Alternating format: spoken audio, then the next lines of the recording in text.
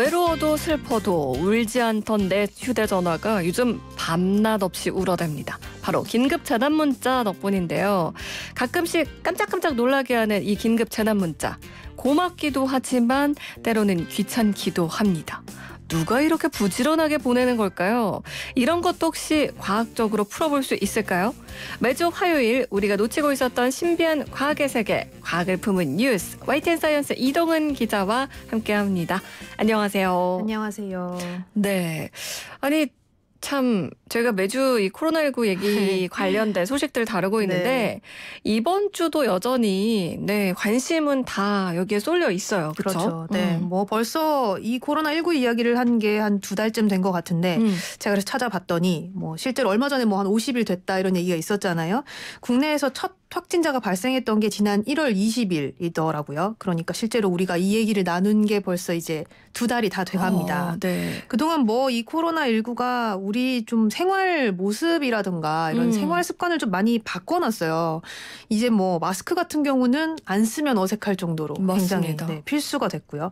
손도 의식적으로 예전보다 좀 더 꼼꼼하게 씻기도 하고 자주 씻는 것 같아요.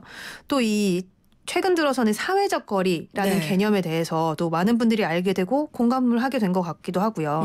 맞습니다. 저도 정말 평생 요즘처럼 손을 열심히 꼼꼼하게 씻는 적이 없는 것 같은데 이런 습관들은 이번 기회에 또 잘 배이면 맞아요. 앞으로도 뭐 무슨 감기랄까요? 뭐 각종 그런 질병을 또 막는 데 도움이 되지 않을까라는 생각이 듭니다.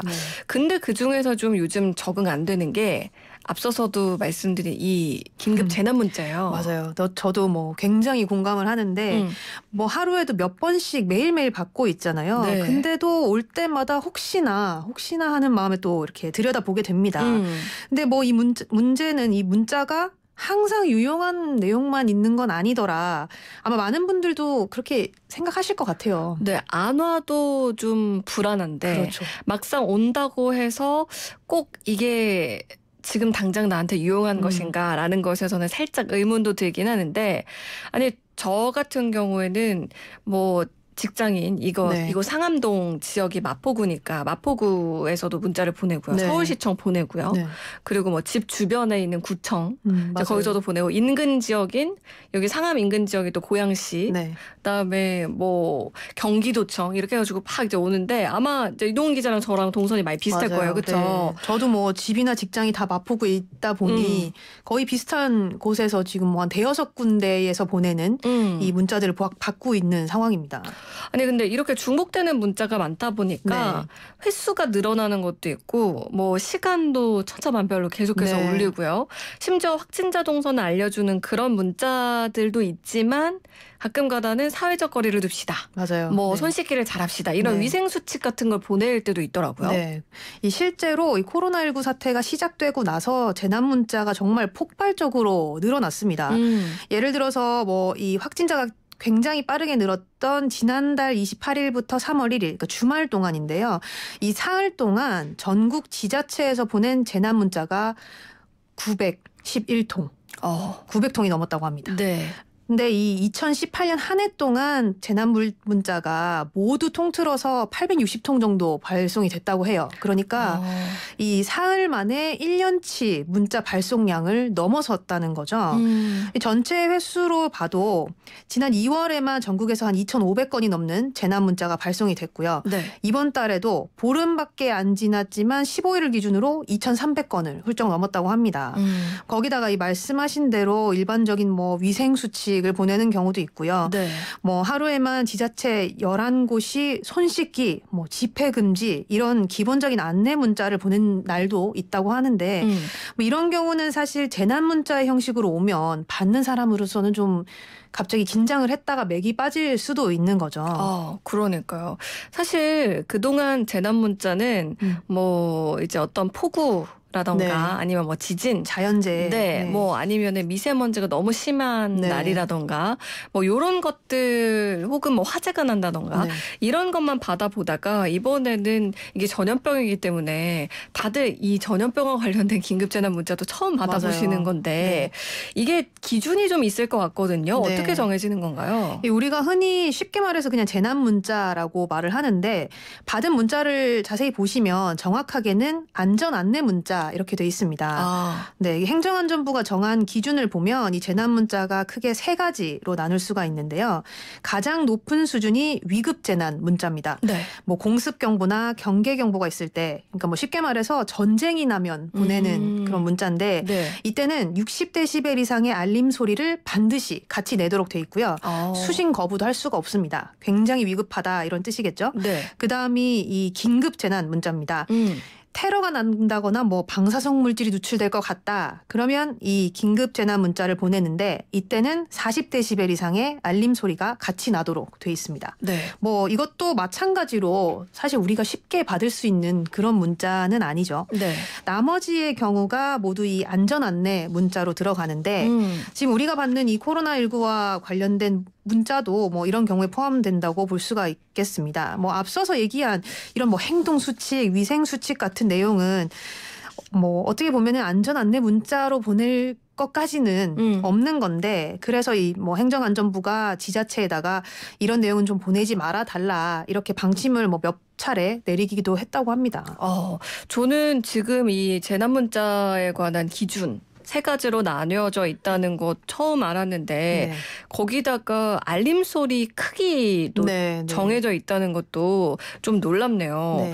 그리고 지금 우리가 받고 있는 대부분의 이 문자가 안전 안내 문자라는 거 이것도 여러분들 알아두시면 좋을 것 같은데 네. 발신자에 이렇게 안전 안내 문자 이렇게 아마 돼 있을 거예요. 그렇군요. 네.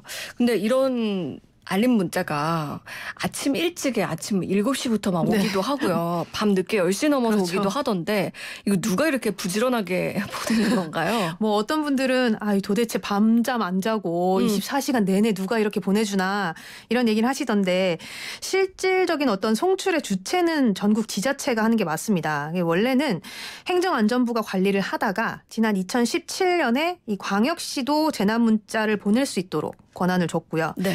지난해 9월부터 기초단체들 그러니까 뭐 전국 시, 군, 구 단위까지 발송 권한을 줬습니다. 그러니까 이 시 단위에서 보내는 문자와 이 구 단위에서 보내는 문자가 중복될 수 있는 거죠. 그러면은 해당 지역 주민들한테만 보내도록 이렇게 설정을 하면 되는 거 아닌가 싶은데 아까 저희가 얘기했잖아요. 이게 마포구인데 맞아요. 인접한 서대문, 은평, 뭐 고양시까지 다 온다고. 왜 그렇게 되는 걸까요? 이게 재난 문자의 경우는 번호를 이용하는 게 아니라요. 통신사 기지국을 이용하기 때문인데 쉽게 말해서 내가 이 번호로 보내야지 하고 의도를 하지 않아도 기지국 전파가 닿는 모든 휴대전화에 이 문자가 발송이 되는 겁니다. 그러니까 뭐 내가 구나 시의 어떤 경계에 가까이 있을 때는 이 양쪽에서 뭐 여러 곳에 겹쳐져 있는 이런 지역의 문자를 같이 받게 되는 건데요. 네. 우리가 이 라디오 들을 때 그 지역에 가서 거기서 보내는 주파수를 받아서 듣게 되잖아요. 네. 마찬가지라고 보시면 됩니다. 그래서 내가 사는 곳이 아니라 지금 내가 있는 곳 이곳을 중심으로 문자를 받게 되는 겁니다. 그러니까 뭐 아무래도 재난 현장에 가까이 있는 사람한테 빠르게 상황을 알리는 그런 목적 때문에 이렇게 된 건데 부작용도 있어요. 뭐 아까 말씀하신 대로 이 현장에서 이 근처 인근 지역에 문자를 받다 보니까 예를 들어 뭐 저는 마포구 서울 마포구에 살지만 제가 지난주에 대전에 출장을 다녀왔어요. 그런데 대전에 있으니까 또 그 지역의 확진자 정보 뭐 동선 정보가 문자로 오더라고요. 근데 뭐 당장의 현지 상황을 전달받는 건 물론 도움이 되고 좋지만 대신에 제가 다시 돌아오게 될 이 거주지라던가 직장 근처 정보는 바로 받을 수가 없게 되는 그런 문제도 발생하는 거죠. 이런 건 또 따로 찾아봐야겠네요. 그렇죠. 네. 그러니까 사는 곳과 일하는 곳이 떨어져 있을 때는 어느 한 곳의 정보는 지금 문자로 안내가 안 되는 건 거잖아요. 예를 들어서 지금 회사가 뭐 중구, 서울 중구에 있다. 그러면 출근해 있는 낮 동안에는 중구 인접한 지역들의 안전 문자를 받다가 네. 그다음에 저녁 때 퇴근해가지고 만약에 마포구로 왔다. 그러면 마포구 관련된 정보만 오는 거니까 그게 좀 누락되는 부분들이 있을 것 같은데 근데 이렇게 문자가 광범위하게 오는 걸 보면요. 기지국 중심으로 지금 보내는 거라고 했는데 기지국 전파가 되게 멀리까지 가나 봐요? 그렇죠. 그러다 보니까 이제 뭐 여러 지역의 문자들도 중복이 되게 되는 건데 지금은 이 국내 이동통신 3사의 LTE 기지국을 이용을 해서 이 재난 문자가 전송이 됩니다. 네. 그러니까 뭐 중간에 뭐 높은 산이 있다거나 아주 큰 건물이 있으면 좀 얘기가 달라지긴 하지만 이론상으로만 보면 이 LTE 기지국의 전파가 15km까지도 도달을 한다고 합니다. 뭐 물론 이론상이기는 하고요. 그런데 뭐 통신망이 당연히 멀리까지 가야 효율적으로 쓸 수 있잖아요. 그래서 어쨌든 기지국 전파는 멀리 갈 수밖에 없는데 재난 문자 발송에 이게 쓸 때는 좀 단점이 될 수 있는 거죠. 대신에 앞으로 좀 5G가 더 상용화가 되면 이런 불편이 좀 줄어들 수 있다 이런 기대도 나오고 있는데요. 네. 5G 기지국의 경우는 전파 도달 거리가 한 3.5km 정도로 LTE보다 훨씬 짧습니다. 그래서 이걸 이용하면 뭐 재난 문자 도달 범위도 좀 좁힐 수 있지 않겠냐. 좀 그 지역에 있는 사람들한테 집중해서 보낼 수 있지 않겠냐라는 이야기도 나오고 있습니다. 네. 15km에 3.5km로 줄어드는 거면 많은 차이가 있네요. 그렇죠. 아니 저는 그동안 각 지자체가 내 번호를 어떻게 다 알고 있는 걸까. 이렇게 어떻게 분리해서 보내는 걸까 궁금했었는데 좀 이제 이해가 됩니다. 근데 우리가 흔히 쓰는 휴대전화 운영체제랄까요? 이 OS가 두 가지 종류예요. 뭐 안드로이드 폰에 쓰시는 분들도 있고 그다음에 뭐 아이폰 운영체제를 쓰시는 분들도 계시는데 안드로이드 같은 경우는 알림을 꺼놓으면 문자는 오지만 소리가 안 나는데 아이폰은 그게 안 된다고 하더라고요. 맞아요. 왜 그런 건가요? 아이폰 같은 경우는 운영체제가 우리나라 기준이 아니라 국제적으로 가장 많이 쓰는 그런 표준에 맞춰져 있기 때문인데요. 이 앞서서 재난 문자가 3가지 수준으로 나뉜다 이렇게 말씀드렸잖아요. 근데 안드로이드 폰 같은 경우는 가장 높은 단계인 이 위급 재난 문자를 제외를 하고 긴급 재난 문자나 안전 안내 문자는 같이 구분해서 설정을 할 수가 있습니다. 그러니까 위급 재난만 소리로 알림을 무조건 받게 되는 거죠. 근데 이 아이폰은 이런 기능이 없어요. 그래서 재난 문자가 하나로 설정이 돼 있기 때문에 수신 아니면 거부 둘 중 하나를 선택할 수밖에 없습니다. 뭐 기본적으로는 이렇게 휴대전화 시스템 자체에 문자 수신 설정 기능이 있어야 되는데 우리나라 같은 경우는 미국이나 뭐 일본 같이 다른 주요국들이랑 좀 다르게 독자적인 어떤 재난 문자 시스템을 운영하는 케이스거든요. 그래서 안드로이드 같은 경우는 우리 시스템에 맞춰서 이 휴대전화를 제작을 하지만 아이폰은 국제 표준을 지키는 거기 때문에 뭐 세부적인 설정이 국내에서는 안 되는 거죠. 실제로 이 아이폰을 쓰시는 분들도 다른 나라에서는 이 재난 문자 설정이 가능한 거를 이렇게 확인을 하시는 경우가 있더라고요. 그렇군요. 아니 주변에 아이폰 쓰시는 분들이 많아서 저는 안드로이드를 쓰고 있는데 사무실에 있다 보면은 한적한적 놀랄 때가 있어요. 제 건 안 울렸는데 다른 분들께 막 알림 소리가 나가지고요.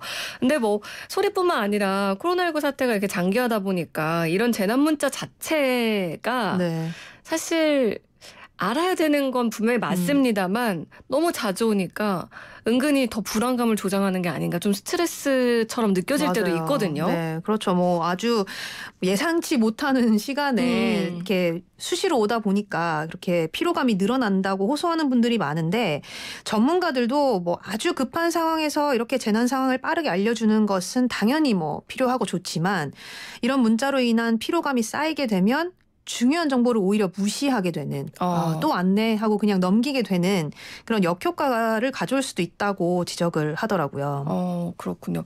그럼 이렇게 재난 문자 발송이 급증할 때를 대비해서 좀 이번에 개선을 하면 좋지 않을까요? 네, 그렇죠. 뭐 이렇게까지 우리가 재난 문자를 한 번에 많이 받은 적이 없었기 때문에 아마 이런 부작용들도 처음 겪어보는 것 같은데 정부에서도 뭐 여러 가지 문제점을 개선하기 위해서 노력을 하고 있습니다. 뭐 이동통신 3사와 함께 문자 발송 범위를 뭐 한 수백 미터 단위 좁게 좁힐 수 있는 어떤 발송 체계 구축을 위해서 연구를 하고 있고요.